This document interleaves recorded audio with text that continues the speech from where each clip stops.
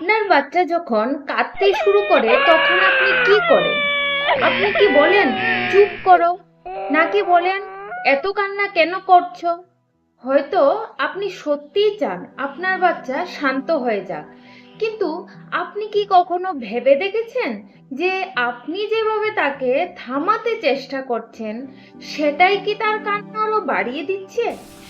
যদি আপনারও মনে হয়ে থাকে যে আপনি সব চেষ্টা করেও আপনার বাচ্চাকে শান্ত করতে পারছেন না, আজকের এই ভিডিওটি শুধু আপনার জন্য। কারণ আজ আমি কথা বলবো কান্না থামাতে গিয়ে আমরা যে 7টা ভুল করে থাকি। নিশ্চয়ই আপনিও সেই ভুলগুলো করে থাকেন। So welcome to my channel child growth point. প্রথমে একটি গুরুত্বপূর্ণ কথা বুঝতে হবে, ছোট বাচ্চাদের জন্য কান্না কোনো খারাপ অভ্যাস নয়, এটা হলো তাদের ভাষা। তারা তাদের অনুভূতি স্পষ্ট করে বলতে পারে না, তাই কি করে কান্নার মাধ্যমে আমাদেরকে বোঝায়। যখন একটি বাচ্চা কাঁদছে তখন সে আসলে কিছু জানাতে চাইছে। হয়তো সে ক্লান্ত, হয়তো সে ভয় পাচ্ছে, হয়তো সে মন খারাপ করেছে, অথবা সে শুধু আপনার কাছে আসতে চাইছে। আমরা যদি এই জায়গাটা না বুঝি তাহলে আমরা ভুলভাবে প্রতিক্রিয়া জানাই, আর সেখান থেকেই শুরু হয় সমস্যা। প্রথম ভুল হলো তুমি চুপ করো এই কথাটা বলা। আমাদের সবচেয়ে সাধারণ প্রতিক্রিয়া হলো চুপ করো। আমরা মনে করি এতে বাচ্চা বুঝবে সে কান্না করা ঠিক না, কিন্তু বাস্তবে কিন্তু এটার উল্টাটাই হয়। বাচ্চা বুঝতে পারে না কেন তাকে থামানো হচ্ছে, সে শুধু অনুভব করে যে তার অনুভূতি গুরুত্ব পাচ্ছে না। ফলে সে কি করে, আরো জোরে কাঁদতে শুরু করে, কারণ তার ভিতরের অনুভূতিটা তখন রয়ে গেছে, বরং আরো তীব্র হয়ে উঠেছে। এই পরিস্থিতিতে চুপ করো বলাটা না বলে যদি আপনি বলেন যে আমি বুঝতে পারছি তোমার কষ্ট হচ্ছে, তাহলে বাচ্চা কি করবে, ধীরে ধীরে শান্ত হতে শুরু করবে। এবার 2 নাম্বার ভুল বলছি, ওদের অনুভূতিকে ছোট করা। অনেক সময় আমরা বলে থাকি এত ছোট ব্যাপারে কান্না করছিস কেন, অথবা এতে কাঁদার কি আছে। আমাদের কাছে ওই বিষয়টা তুচ্ছ মনে হলেও বাচ্চার কাছে কিন্তু সেটা অনেক বড়, তার জগৎ ছোট, তাই ছোট ঘটনাও তার কাছে অনেক বড় মনে হয়। যখন আমরা তার অনুভূতিকে ছোট করি তখন সে একা অনুভব করে, সে ভাবে কেউ তাকে বুঝতেই পারছে না। এই অবস্থায় তার কান্না থামার বদলে আরো বেড়ে যায়। এর বদলে আপনি যদি ওকে বলেন তোমার খারাপ লাগছে তাই তো, তাহলে সে নিজেকে বোঝা মনে করে না এবং ধীরে ধীরে কি করে শান্ত হয়ে যায়। এবার 3 নাম্বার ভুল বলছি, ভয় দেখানো। অনেক সময় আমরা কি করি, ওদেরকে ভয় দেখাই। যেমন বলি এখন যদি তুমি চুপ না করো তাহলে কিন্তু আমি মারবো, অথবা পুলিশ ধরে তোমাকে নিয়ে যাবে। এটা আমরা প্রায় সময় বলে থাকি। এতে হয়তো কিছু সময়ের জন্য বাচ্চা থামে, কিন্তু সে শেখে না কিভাবে নিজের অনুভূতি সামলাতে হয়, বরং তার মধ্যে একটা ভয় তৈরি হয়। এই ভয় ধীরে ধীরে তার আত্মবিশ্বাস কমিয়ে দেয়, দীর্ঘমেয়াদী অ্যাংজাইটি তৈরি করতে পারে। তাই ভয় দেখানোর বদলে তাকে নিরাপদ অনুভব করানোটা খুব জরুরি।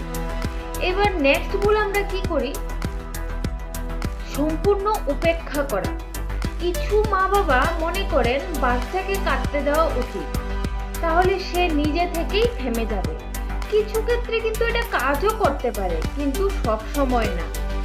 বিশেষ করে যখন বাচ্চা খুব ইমোশনাল অবস্থায় থাকে তখন তাকে একা রেখে দিলে সে আরো অসহায় বোধ করে, সে মনে করে তার পাশে কেউ নেই। এর ফলে তার ভিতরের ভয় এবং কষ্ট আরো বেড়ে যায়। তাই সম্পূর্ণ উপেক্ষা করার বদলে তার পাশে থাকা খুব জরুরি। আপনি কিছু না বললেও শুধু পাশে থাকাটাই অনেক বড় সাপোর্ট বাচ্চার জন্য। নেক্সট ভুল আমরা কি করি, সবসময় ডিস্ট্র্যাক্ট করা। অনেক সময় আমরা বাচ্চাকে ডিস্ট্র্যাক্ট করি, যেমন তাকে আমরা মোবাইল দিয়ে দিই, চকলেট দিই অথবা অন্য কিছু দিয়ে তার মন অন্যদিকে ঘোরানোর চেষ্টা করি। এতে সে কিছু সময়ের জন্য শান্ত হয়, কিন্তু সে শেখে না যে তার অনুভূতিকে কিভাবে সামলাতে হবে। সে অভ্যস্ত হয়ে যায় কান্না মানে কিছু পাওয়া, আমি কান্না করব মানে আমাকে আমার মামা বাবা কিছু দেবে। ফলে ভবিষ্যতে সে আরো বেশি ডিমান্ড করতে শুরু করে।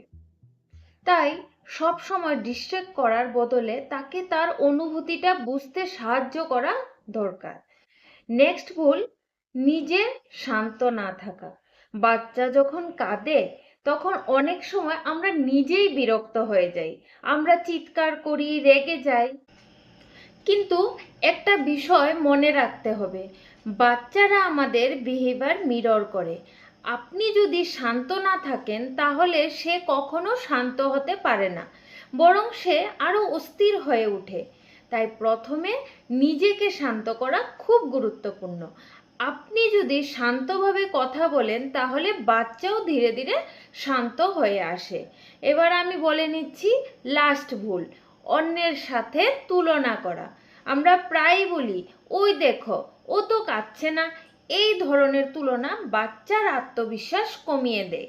সে নিজেকে অন্যের সাথে কম্পেয়ার করতে শেখে, নিজেকে কম মনে করতে শুরু করে। প্রত্যেক বাচ্চা আলাদা, তাদের অনুভূতি আলাদা, তাদের প্রতিক্রিয়া আলাদা। তাই তাকে অন্যের সাথে না মিলিয়ে তাকে তার মতো করে বুঝতে হবে। এবার বলে নিচ্ছি সমাধান কি। তাহলে আমরা কি করব? সবচেয়ে সহজ কিন্তু সবচেয়ে কার্যকর উপায় হলো কানেকশন তৈরি করা। বাচ্চার চোখের দিকে তাকান, ধীরে ধীরে কথা বলুন, তাকে স্পর্শ করুন, তাকে অনুভব করান যে আপনি তার পাশে আছেন। অনেক সময় শুধু একটা কথাই যথেষ্ট, যে আমি তোমার সঙ্গে আছি। এই কথাটা বাচ্চাকে অনেকটা নিরাপদ অনুভব করায়, তার কান্না ধীরে ধীরে কমে যায়। সময় এবং ধৈর্য, এই পরিবর্তন একদিনে হবে না। আপনি যদি আজ থেকে আপনার অ্যাপ্রোচ বদলান তাহলে কয়েকদিনের মধ্যে আপনি পরিবর্তন দেখতে শুরু করবেন। কিন্তু এর জন্য ধৈর্য দরকার। প্যারেন্টিং কোনো তাড়াহুড়োর বিষয় না, এটা একটি ধীরে ধীরে শেখার প্রক্রিয়া। শেষ কথা এটাই, এবার শেষে জেনে রাখুন আপনার বাচ্চা খারাপ না, সে জেদি না, সে শুধু তার অনুভূতি প্রকাশ করার চেষ্টা করছে। আপনি যদি তাকে বুঝেন, তাকে সময় দেন, তাকে ভালোবাসা দেন, তাহলে সে নিজে থেকেই শিখে যাবে কিভাবে নিজেকে সামলাতে হবে। আজ থেকে এই ছোট পরিবর্তন করুন। বাচ্চা কাঁদলে সঙ্গে সঙ্গে রিয়্যাক্ট করবেন না, কয়েক সেকেন্ড থামুন, তারপর শান্তভাবে কথা বলুন। আপনি নিজেই পার্থক্য দেখতে পাবেন। ভিডিওটি যদি আপনার কাজে লাগে তাহলে একটি লাইক দিন, অন্য একজন মা বাবার সাথে শেয়ার করুন। আর এমন বাস্তব প্যারেন্টিং টিপস পেতে চাইল্ড গ্রোথ পয়েন্ট চ্যানেলটিকে সাবস্ক্রাইব করুন। সবাই ভালো থাকবেন।